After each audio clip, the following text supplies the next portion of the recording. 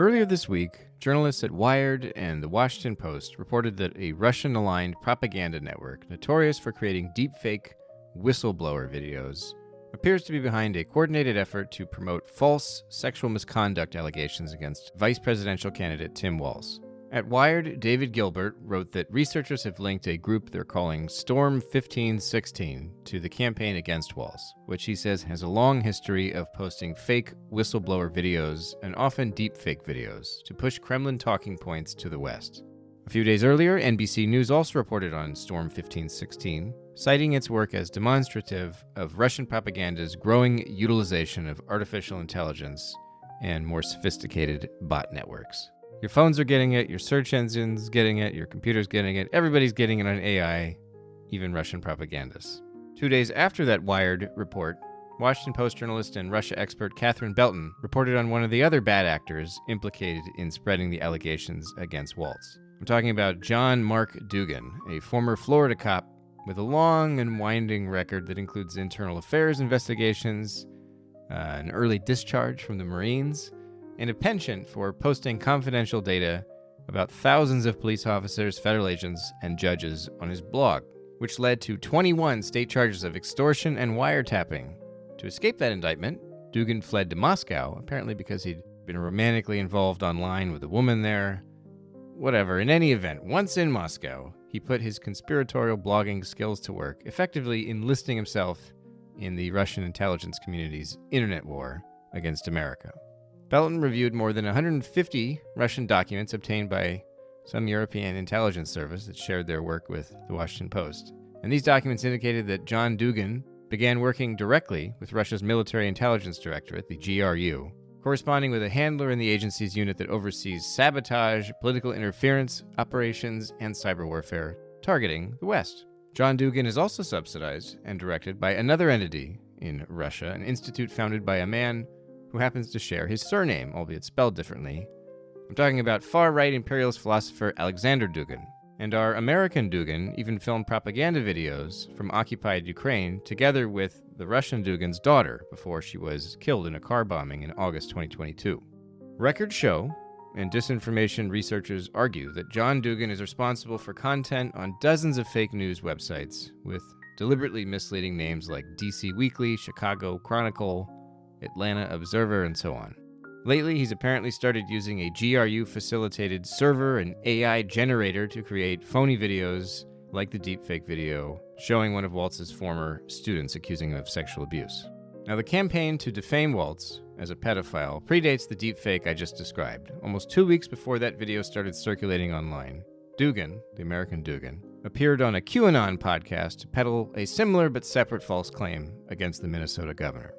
So, this week, with just 10 or so days until the U.S. presidential election and all the legal fighting that will happen after that, let's talk about Russian propaganda, how it's evolved over the years, and how American social networks are responding, or not responding, in 2024.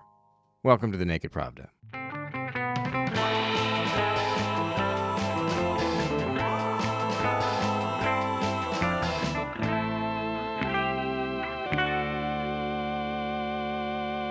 Howdy, folks. I'm Kevin Rothrock, the managing editor of Medusa in English. This week, I spoke to Renee Desta, the author of Invisible Rulers, The People Who Turn Lies into Reality. She's also an associate research professor at Georgetown University's McCourt School of Public Policy. And she's the former technical research manager at the Stanford Internet Observatory.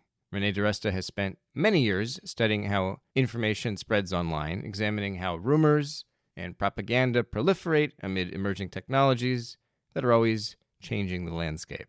Our conversation started, as many of my interviews do, with my confusion about how to pronounce certain words. What I wanted to ask you about first was this post I saw of yours on Blue Sky. Maybe you also put it on Threads, and I don't know where, but I saw it on, I always want to say Blue Ski, but it's Blue Sky. I know this. But you say that Twitter used to work with researchers on attribution. You say since it had actual signal about, for example, the devices or networks of anonymous accounts like Black insurrectionists. And I wonder, what does this mean when you say it had actual signal about so on? Like, what does that mean? So let me use a specific example. So in 2018 mostly, I did the investigation for one of the outside teams that the Senate Intelligence Committee tapped to look at the Internet Research Agency data sets that Alphabet, Meta, and Twitter had turned over at the time. And this was the sort of canonical IRA data set. And one of the things that was very interesting about it was that Twitter turned over a spreadsheet that detailed device IDs. And it had just metadata about the accounts themselves. So, for example, they were using Russian Beeline phones, right? So that was the carrier that they were using. And so this was a very interesting bit of signal because it was one of these scenarios where the accounts had names in them like Georgia News Network or whatever it was, or things that spoke to some regionalized part of the United States, but they were running on Beeline characters, and they had Beeline as the carrier, and they had particular device IDs. So these are the sorts of things where, as an outside researcher, when that data set was turned over, it was like a little glimpse of some of the different things that Twitter had available. And there are other ways that when you have access to things like device IDs, you can see, are they running multiple accounts on one device? Just different types of signal. Who are they talking to in their DMs? Things that are not, that nobody on the outside would be privy to. But if they're doing an investigation into coordinated inauthentic behavior, they do have more information about the behavior of the accounts, what networks they're connecting to. You know, are they using VPNs? These sorts of things. And so you do see Meta and all of the major social platforms for a while, from around 2019 to 2022 or so was like the kind of peak of this process. They would work with outside academic institutions like the Stanford Internet Observatory, where either we or they would see some collection of fake accounts and there would be a conversation about them. Either they would reach out and they would say, we have these networks, we think it's part of a coordinated and authentic behavior campaign. We would look at them as independent outside observers. We would potentially go looking to see like where else on the internet they were or what else they were doing. On the flip side, I remember a couple times, we had some early signal from operations targeting, it was Libya primarily. So various parts of Africa, but mostly Libya. And we would send a note and say, these look like inauthentic accounts. They're using these hashtags. We're observing these behaviors. And then Twitter would go and do an investigation. So this was how the process used to work over various periods of time. So we would never make an attribution independently on our own. Because you didn't have enough data, you'd need what they could give. Yeah, because otherwise it's very content based or behavioral based, where we can say this seems inauthentic. These accounts seem to be tweeting in unison. These accounts are following each other in a circle and they're all boosting this one guy. But that's the kind of thing that you can see domestics doing also, right? People who are actually who they claim they are, they're just, groups of activists. If you're looking at content, you also have a problem because, or maybe a gap, I should say, not a problem. You also have a gap because if you're just saying like, these accounts are putting out pro-Russian narratives, well, I mean, okay, but what is a pro-Russian narrative, right? Russia actually often picks up narratives that some faction that it's trying to amplify is going for. And there are plenty of people on the American right who now have, quote unquote, pro-Russian opinions related to Ukraine. So you can't rely on... You have the tankies on the left, I suppose, too, right? Yeah, you've got the tankies on the left. You have these sort of clusters of various opinions on the political right.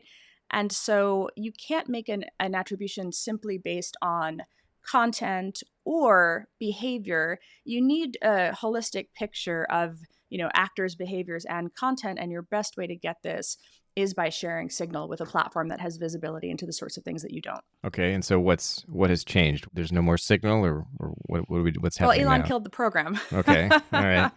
Because academics were like woke censors and, Sure. why and moderation is censorship and Russia is all the Russiagate hoax. There's no such thing. Yeah. Russia has never run a fake account ever. Completely just, the fabrications, the fever dreams of, woke academics. So that program is over now. So the data still exists, obviously, but it's just not shared with outsiders anymore? Exactly. Unless there's... so the third kind of piece in this equation is government. Right, as far as other people who have signal into inauthentic accounts and networks. And there too, the government gets its signal from the intelligence community. Maybe they have some sort of asset who's aware of what's happening in a particular region. Maybe they have some signal based on, again, penetration into some sort of network, right? There's a variety of ways in which government has signal. The relationship between government and platforms was reframed as some sort of, again, censorious woke cabal, in which the act of sharing information of the government, like, for example, the FBI, the State Department Global Engagement Center, sending over a tip and saying, hey, we think these are inauthentic fake accounts, that was then reframed as a censorship list from the government. And one reason for that, in some cases, the government lists are sloppy. And so, again, they're not intended to be the final, like, here's the be-all, end-all canonical list that you must take down. It's, here is the signal that we have. You internally should go and look at it and make your own determination about what you're going to take down, what you're going to leave up, whether it's authentic, whether it's inauthentic, based on that signal that you have. In November of 2023, Meta released kind of a remarkable statement, or it gave a comment to the Washington Post around the time that it released what they call quarterly threat reports, where they're releasing their inauthentic network takedowns for the last 3 months. And it said, the government no longer talks to us, right? And so this was a very interesting thing to see Meta say, because it was basically saying, because of the chilling effect of some of these lawsuits that implied that any communication was coercive job owning, the government simply exited the space and exited that form of relationship and information sharing. Because the government was afraid of getting sued? Oh, the government was being sued. The United Right. States government was being sued. So there was the Murthy v. Missouri case, sometimes called Missouri v. Biden, depending on at what stage in the legal process you go look for it. This made the argument that the government was requesting content takedowns and that this was some sort of coercive illegal action. This point of view also appeared quite a bit in the Twitter files, where the various Twitter files authors could see those lists that were going from the FBI or the GEC to the Global Engagement Center of the State Department to the platforms. And again, what you see most often in those conversations is the platform saying, like, thank you very much, and then taking down the things that were actually inauthentic and leaving up the things that were real Americans or real people of whatever nationality that were not inauthentic troll accounts. And so you see the platform teasing those lists apart, making that determination. And then again, the culmination of that, the end state, is that Twitter used to then release the takedown data to academics like me and my team, and we would do an independent assessment and we would write up a report on what we saw in those takedowns. And for a while, they were putting up the data sets publicly so anyone could access them. And what they did was they just hashed the usernames, meaning they turned it into a kind of a string of numbers and letters so that you had some continuity. You could see that this account had replied to that account, but you couldn't see their names. I also asked Renee about the differences in institutional culture and temperament between the social network's integrity teams, the government, and independent researchers.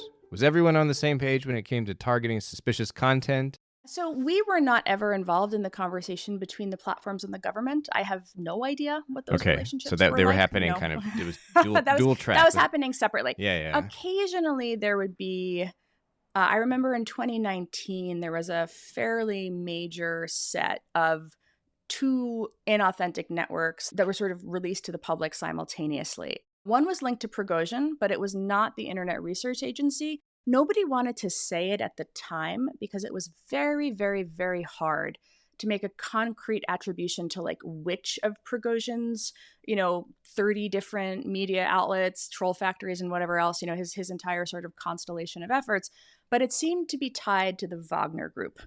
And it was the first time that we had seen the Wagner Group. It was operations that were happening in theaters where Wagner was active, right? Where there was sort of kinetic action happening. They were there. And then there was this set of sort of propaganda and inauthentic accounts and pages. And they seemed to be linked to Wagner Group. But it was a very complex attribution to make. And so again, what you see is in our writing, we're using phrases like entities associated with Yevgeny Prigozhin, right? Because you don't want to get it wrong. You don't want to say IRA and it's Wagner. It seems stupid. Maybe to the outside person, they don't care. But in academia, like, we do strive to be precise about these things, which is why I noticed this language around attribution in the articles that are coming out now. But the other thing, just to finish that part of the story, this was almost simultaneous with a report that I did also for the Senate Intelligence Committee looking at the GRU, so looking at military intelligence. And as these two reports were going to be released to the public, as this was sort of like the next big sets of Russian interference operations following the Internet Research Agency's efforts, we did communicate with the Senate around I think, if I remember correctly, we did a joint briefing with Facebook because Facebook had also participated into that investigation into the Wagner Group accounts. So every now and then, I think maybe once, the conversation was simultaneous, and that was more in the form of an outbound briefing. But otherwise, you never had the sort of three entities communicating simultaneously. It just wasn't how it worked. Are there consistently things in data that are key to making those attributions? Like, is it like, oh, like you mentioned before, that when you had signal, I don't know if I'm using that phrase correctly. When you had signal. I just mean it colloquially. I don't mean it in like, No, I the know. NSA probably uses it differently than I do. I still feel like I need to like practice using this word a little bit. But, but when you have the information that shows, you know, like you said, device ID numbers and like the phone lines that they're using, or the telecom companies, is that typically what you're going to make these attributions of like foreign? We never have that. Okay. No, Oh, just to be clear, academia, we never have that. They weren't giving you that? Is completely, no, never, Oh, never, okay. never. We only got the What are you content. Oh. We're just getting the content. We're getting we're getting the tweets, the accounts. Essentially, what has stopped in terms of being released to researchers then? So, okay, sorry, maybe I'm not being clear here. So, let's use a specific example. I'll pick Libya as this example because there were some inauthentic activity and a hashtag related to Maxim Shugal. I don't know if you remember Shugal. He was one of these sort of people who was on the ground in Libya, actually went to jail. He was one of Prigozhin's kind of goon types. Maxim Shugal is a political strategist who worked for Yevgeny Prigozhin in Africa, advising political candidates considered to be pro-Russian in various elections. Officially, he's employed as a sociologist for a foundation whose founder was the former editor-in-chief at one of Prigozhin's propaganda websites. And Shugal has always denied any special knowledge of the African operations of Prigozhin's mercenary unit, Wagner Group. In July 2019, Shugal and a colleague were arrested in Libya on suspicion of secretly meeting and conspiring with the son of the assassinated Libyan leader, Muammar Gaddafi. And this son happens to be wanted for alleged war crimes by the International Criminal Court, but he will nevertheless compete for Libya's presidency this December thanks to a recent appellate court ruling. Shugal and his colleague were eventually released in December 2020, but less than 4 years later, just last month in fact, the duo were arrested again, this time at an airport in Chad, reportedly on suspicion of continued espionage activity. Allegations that Shugal's research foundation, in turn, blames on Western reporting that links them to Prigozhin and Russia's influence efforts in Africa. At any rate, Shugal and 3 other suspects are all behind bars at this very moment. Anyway, they made this video. They made a whole, Rambo Style movie about Shugal, and people began in Libyan Twitter to tweet about it. And this was something that seemed a little bit in the realm of the uncanny valley, how many people in Libya really care about Maxim Shugal. And so looking at those accounts, what you start to see is like the content is just incongruous. Some of the accounts are brand new. Other accounts, their tweets are scrubbed, but they forgot to scrub the likes, and they used to engage with completely different types of content. So there a lot of times one will tweet and the others in the network will amplify. The follower-following ring is a very kind of closed circle. They don't have very much penetration into the broader community, but in the sort of relatively low volume Libya Twitter sphere, they were able to make this thing trend. And so it attracted the attention of a researcher in Libya who reached out to us, an occasional collaborator, and said, "What do you guys think about this?" We looked, we said, this seems Russian, actually. Shugal being the, red flag. And this is the sort of thing where we would never then write a report saying, these are Russian accounts. Instead, we sent a note to Twitter and we said, we believe we have an inauthentic network operating in these languages, posting about these topics. They appear to be connected to these things. We would then, of course, take that content, because if they're in one place, they're usually in other places. So we went and we looked on Facebook, oh, what do you know? There are new pages about the Shugal movie, right? So these are the sorts of things where you sort of follow the narrative trail, look at the hashtags, look at the accounts, the personas, the domains, domain registration, maybe shared tags on, AdWords or whatever. But we can't say anything more than there is a coordinated network doing this type of influence, right? Having this, trying to make Shugali trend. In order to get beyond that, this is where Twitter's response is, okay, thank you. And then they go off and they do their thing. And as I recall, this was when they were still releasing the data sets to the public. So we would occasionally get 48 hours to 2 weeks or so of advanced access to these data sets, in which this was part of a program called the Twitter Moderation Research Consortium, in which we would have this early access and we would write an independent report. So Twitter goes and looks and they say, okay, we attribute these accounts to Russia using whatever signal they have. Again, maybe they know where they're logging in from, device IDs, what was purchased, who they're connected to. That part of the process is a bit opaque to those of us on the outside. They came back and they said, here's what we see as the contours of the network. Facebook does the same thing. We write an analysis so that it's digested for the public through a lens that is not a tech company, right? And then we release our report. And that was essentially the process. That was how the Twitter Moderation Research Consortium worked. Release it like simultaneously, basically? Usually they would do the takedown first, and then so that the accounts would come down. Once the accounts came down, we also lost access to them ourselves unless we had this engagement with them. So this is where you do hear frustration from researchers and members of the public who didn't participate in these kinds of programs, that all of a sudden these networks would just disappear. And this is why for a while, Twitter did make an effort to release these networks to the public, again, just hashing the usernames. But they began to step away from that because they became concerned that authoritarian governments might use those data sets in some way. Or this was my understanding of why they began to back away from the full public release. That was before Elon bought the company that had happened. Is there reason to believe they could have used those data sets somehow? I think, I really don't know. There are certain areas where... But is the idea that they would have learned how to hide better, or that they would have gone after... Possibly, though you'd think that they would have that indicator themselves when their accounts come down. They already know the device IDs. Yeah. Well, actually, you'd be surprised. One of the things that we saw quite a bit, and let me get even more granular. We're talking about attribution to the country level, or maybe sort of a notorious figure like Prigozhin, who everybody, is sort of like an avowed digital propagandist. Everybody knows he runs these things.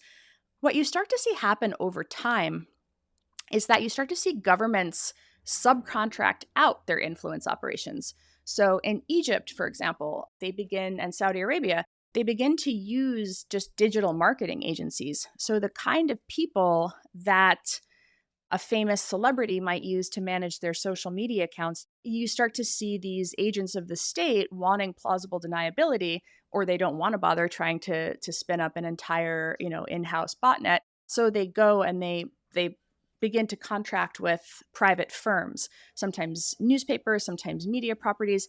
And so the attribution there, again, is something we never could have done ourselves, but you see the attribution that the platform makes to a very particular marketing agency. And again, that's presumably because they have some visibility into maybe other legitimate accounts that this entity is running share some sort of IP or infrastructure in some way, device IDs maybe even, who knows, with the inauthentic network. And so they're able to make that attribution quite granularly. And if you look at io.stanford.edu, you can read all of our, very long, in some cases, reports over the years about every conceivable major nation state player in the information space. And you can see this movement into using outsourced mercenaries. And that's one of the reasons why this collaborative attribution is also very important. Just this is the sort of thing that it's very hard to see as an outsider. One of the core ideas in Renee's book, Invisible Rulers, is the concept of bespoke realities, where she argues that people now get to choose their own epistemology, their own criteria for truth, which upends the shared consensus reality that once upon a time forced people to deliberate with each other and bridge points of disagreement, she writes. Today, it's a choose-your-own-adventure ride hypercharged by the internet And agenda-driven propaganda is colliding with all this unverified information, this gossip, and this speculation. So if we're all now swimming in this soup of rumors, this disinformation, I asked Renee what it means for the future of social networks' content moderation. So one of the things that is very interesting about state actors is they're incredibly persistent. There is no downside, right? What is the cost? Say somebody takes down your accounts. Okay, well, then you go spin up new ones. Your mercenary agency loses its accounts. Okay, well, you go hire the other firm over there, right? Or you do what we're seeing them do now, which is as social media companies, okay, not all social media companies, let's be clear, Twitter no longer does this, but as Meta and YouTube and some of the others consistently impose cost and take those accounts down, they just move to the social media platforms where that cost is not imposed. So they're incentivized, in fact, to be on Truth Social. They're incentivized to be on Twitter. And you see them adapt.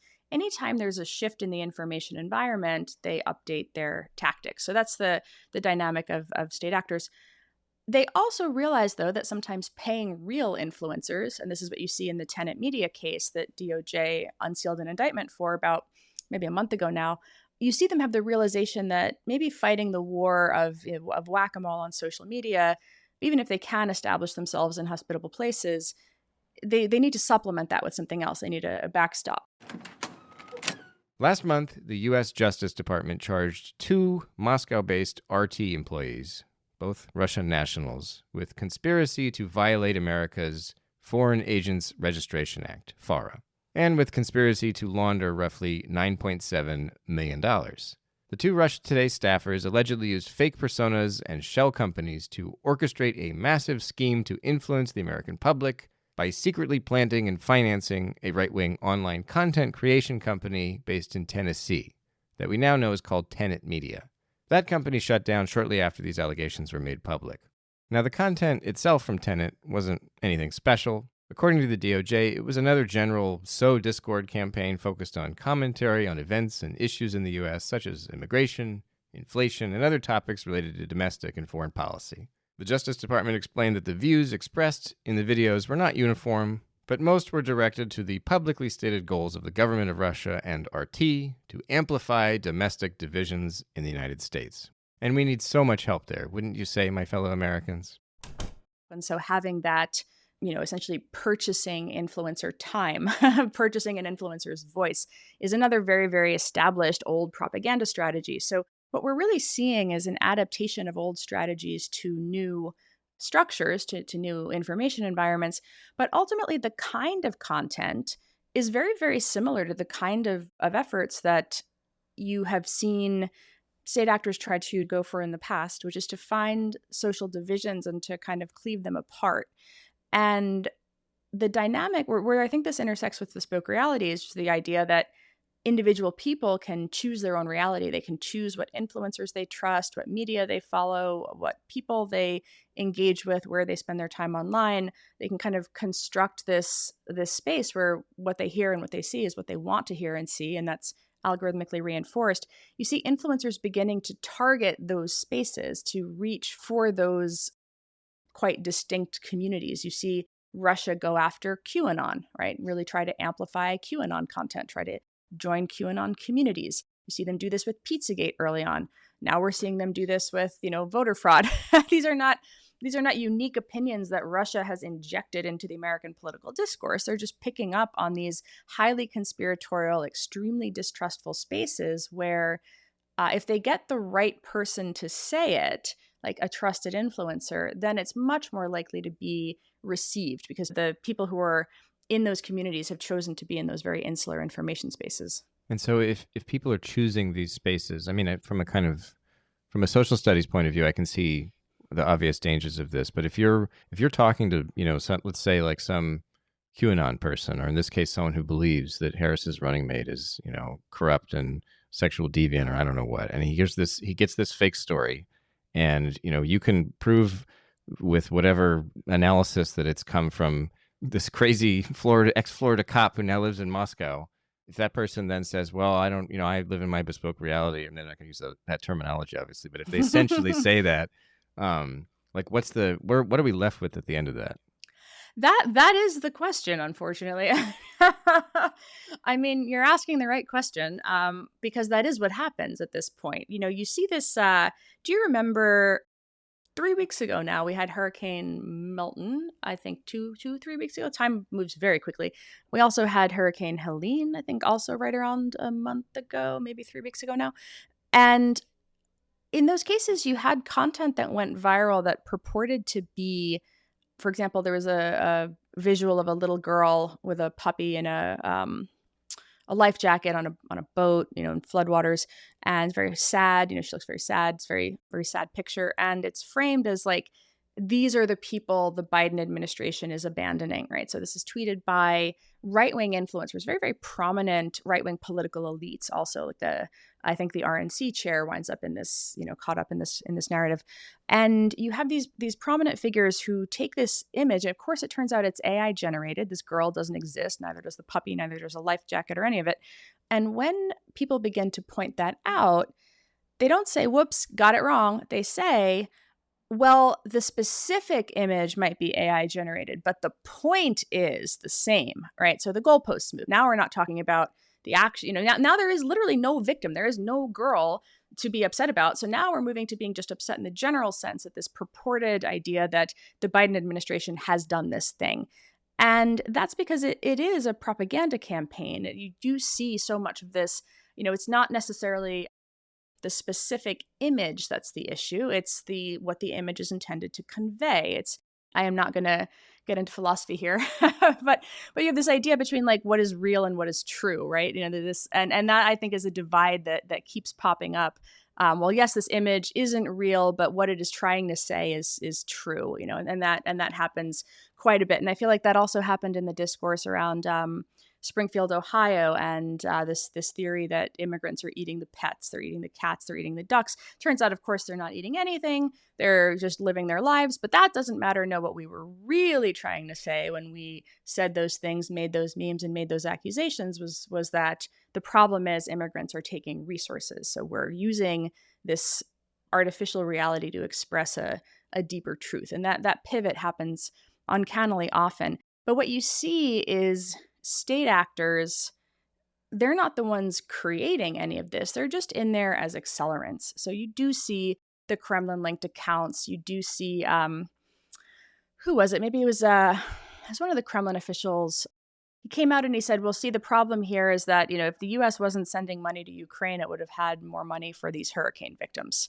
Right. And so they sort of, again, they're doing the same thing. They're pivoting the issue. They're taking the crisis. They're kind of squatting on the terms that people are searching for to express a point of view that's advantageous to them. And I think he got about 19,000, I think, engagements, like 19,000 likes on that tweet. It did get, you know, it got some pickup. This stuff is getting pickup now.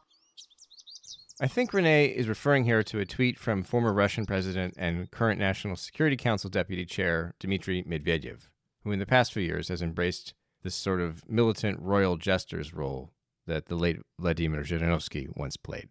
Anyway, on October 13th, Medvedev tweeted, "No cash to clear up after Hurricane Milton in Florida. No cash for French farmers. No cash to revive German industry. However, they found enough cash to support a crazy drunken mob of Ukrainian thugs in Europe and churn out weapons to exterminate Slavs in the military conflict." Medvedev has learned to talk like many disgruntled Americans, and I assume many disgruntled Europeans. For example, 3 days after that tweet, when the Biden administration announced a new $425 million aid package for Ukraine, firebrand right-wing Congresswoman Marjorie Taylor Greene wrote something similar on Instagram. Here's what she said.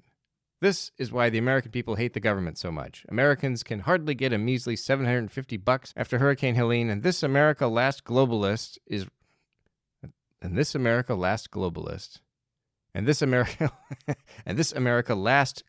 as opposed to an America first non-globalist. Sorry, I'm explaining a bit here as I read. Is writing another check to Ukraine for $425 million. This is now making Americans actually resent Ukraine." That was Marjorie Taylor Greene, ladies and gentlemen. I think the broader point is just that you have this handoff, this this movement from the state actor agitators who see opportunities and leverage them, and Russia is very good at that. And the fact that simultaneously, it's not their fake accounts that matter. It's the amplification of what is essentially real American sentiments. And that is why it's so hard to address. Because as you note, the upset, the fear, the anger is real. And this is why I think quite often we misdiagnose it as like a social media problem or a truth problem when it's really more of a crisis of trust and a crisis of institutional legitimacy.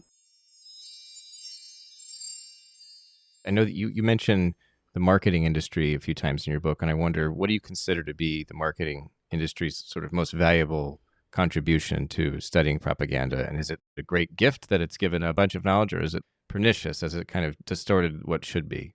Back in the 1920s in the US, marketing and propaganda were not really seen as all that distinct.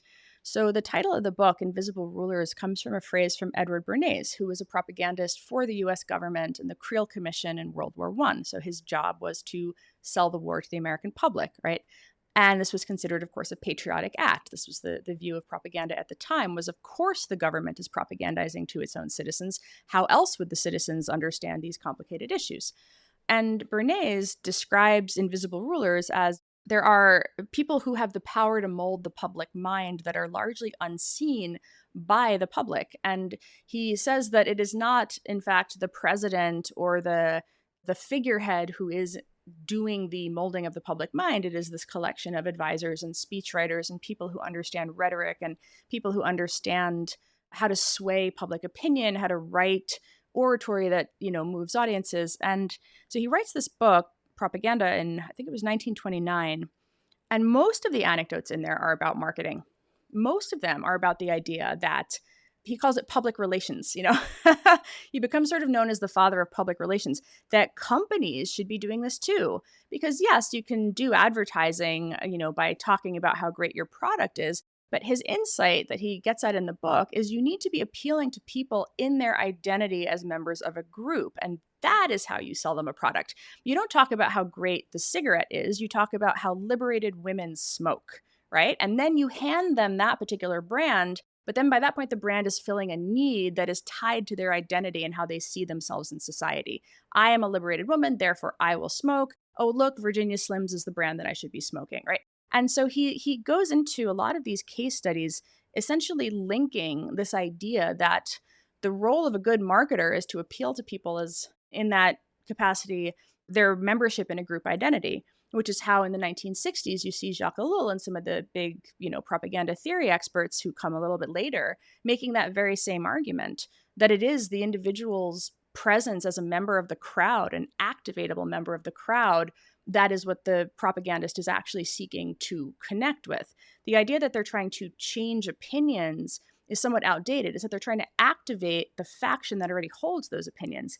And so where I wanted to go with it in my own book was looking at when you have an infrastructure that is like tailor-made for that, when the very term influencer came because marketers wanted to reach, they wanted mommy bloggers to sell cereal to people, not a celebrity, a nice, accessible mommy blogger who has a rapport with her audience and, hey guys, I'm just like you and I feed my kid these Cheerios every morning. And so again, appealing to you and your membership in a group, your membership in a community. And it's a very persuasive, very impactful thing.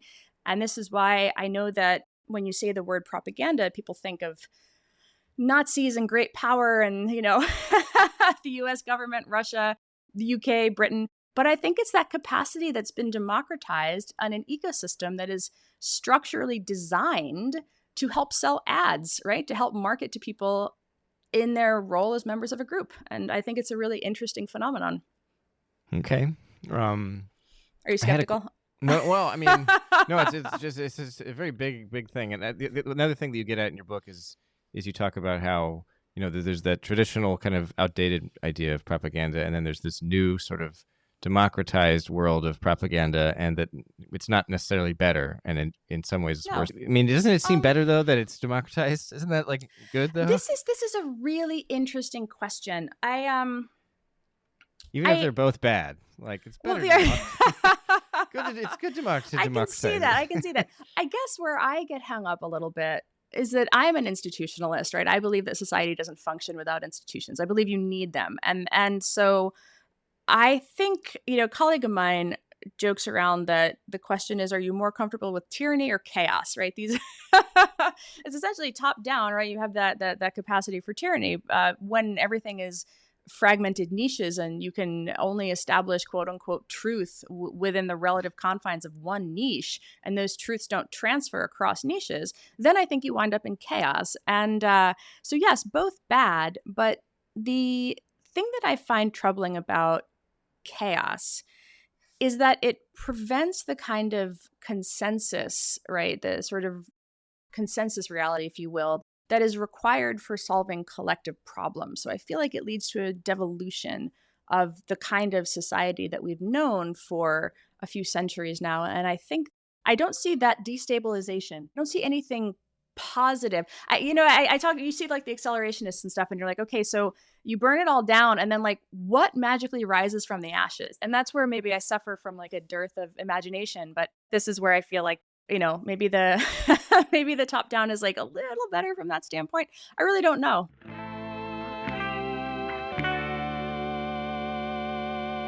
Thanks for tuning in, folks. This has been The Naked Pravda, a podcast from Meduza in English. Remember that undesirable status back in Russia means our entire news outlet now relies on readers and listeners around the world to support our work. Please visit our website for information about how to become a contributor with one-time or recurring pledges. Thanks again. Until next week.